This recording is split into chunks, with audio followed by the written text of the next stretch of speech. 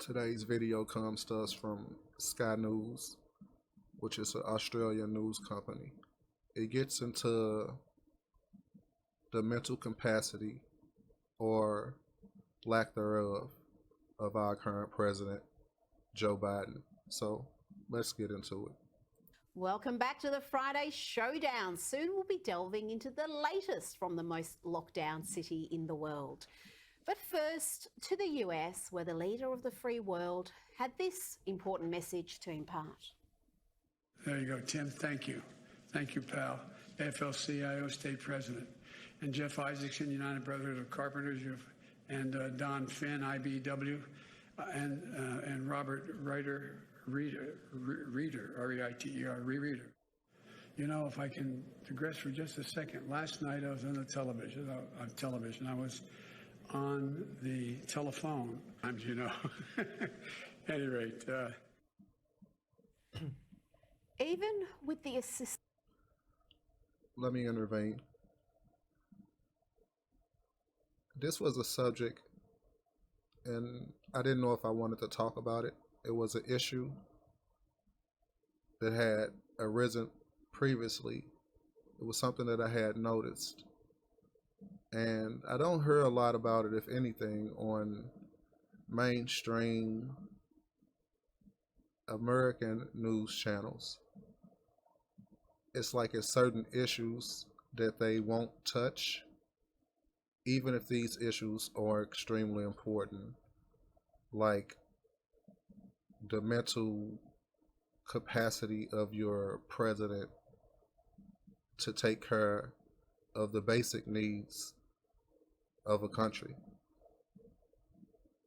not including to do something great and transform and to push the country forward, but just to have the enough mental capacity to take care of the basic needs of the country. But let's continue. Instance of an auto cue, the man is utterly incoherent. But there's more. There's always more. Also, we've got state leadership here, Lieutenant Governor Julius here, Stratton, and I'm from Pennsylvania. The Illinois President Don Harmon, State Senator Laura Murphy, State Rep Martin Moylan, and we got great labor leaders here too. And this is a prime example of what the issue is. Even with an auto cue or a teleprompter, these things are written down. It's not like me talking to you currently. There's nothing written down.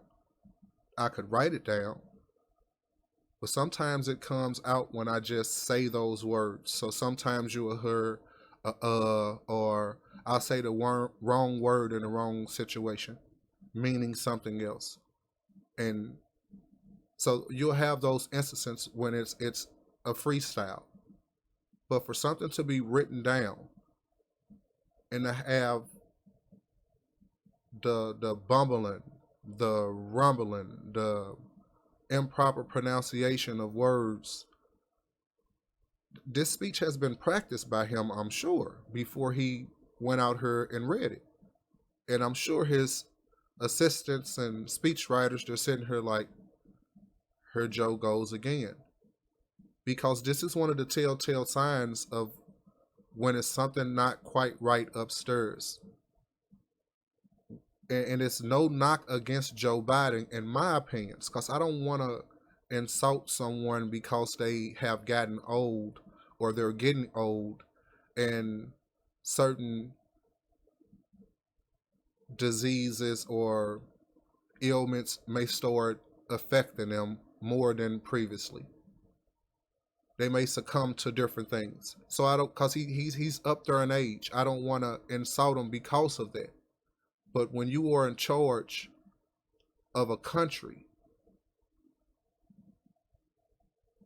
and your number one job is to protect and take care of the basic needs of your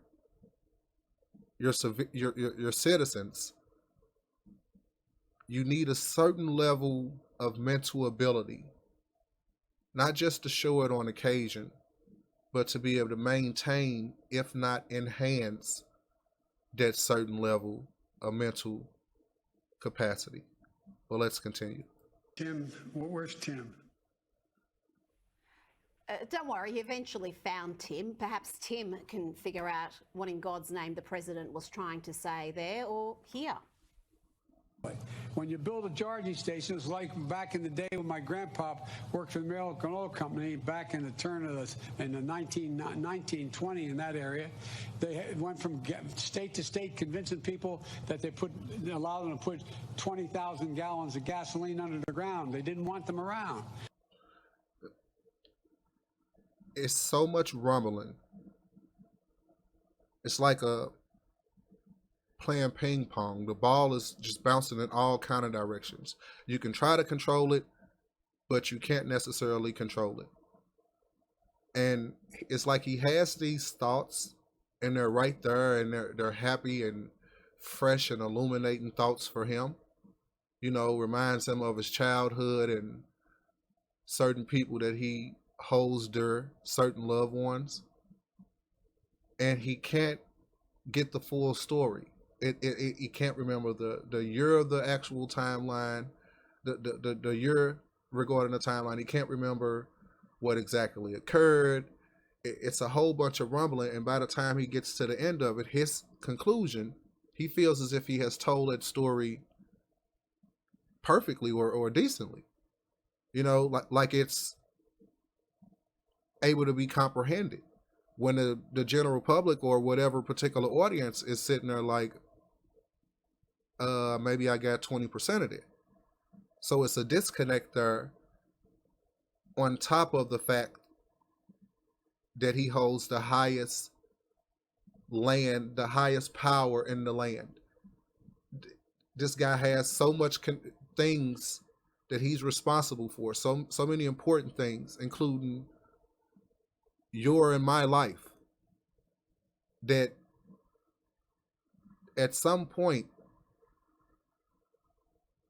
I just hope that Biden has good people around him and they don't allow him to make bad decisions when it comes to the future of the country. But let's continue. Oh, dear, dear me. Despite the media protection racket, President Biden's poll numbers have plummeted, particularly with independents. As they say, you can fool some of the people all of the time, and all of the people some of the time. We cannot fool all of the people. I understand why there's been a drop in the poll numbers. It's for obvious reasons. Once again, the majority of people can see what is happening in certain situations. Sometimes we're blinded by politics and others.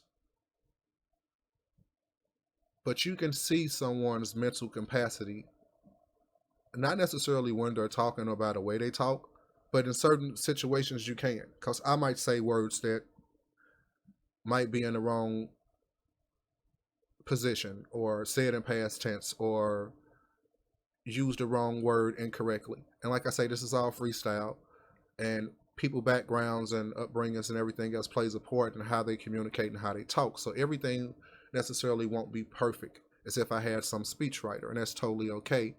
That's what all of this is about. My perspective, me bringing my flavor to you guys.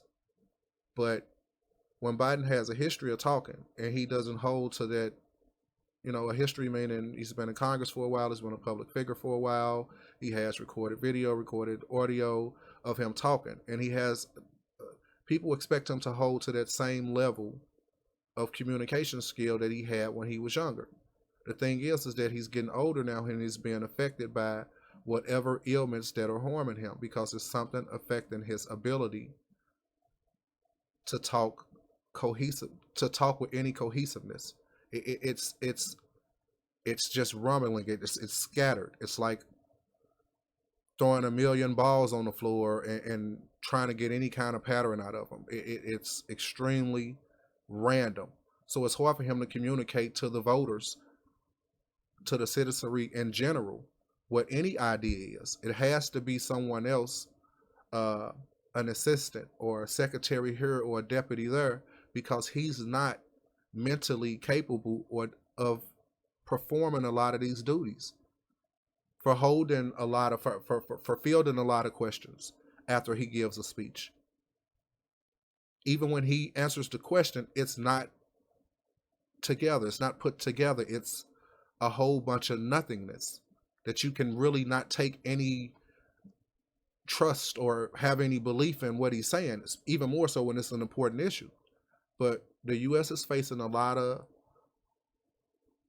issues that are on the horizon, the near horizon, with Russia and China. And we need someone that's in power, that's capable of making the correct decisions with as little as possible hesitation and putting the country on the correct path. We have a lot of domestic issues with the rising debt, no cure for that in sight, the immigrants at the border, the divisions that exist between Democrats and Republicans, that exist between the races. We need someone that's going to bring us together. And it seems like Biden is failing at the job. Until next time.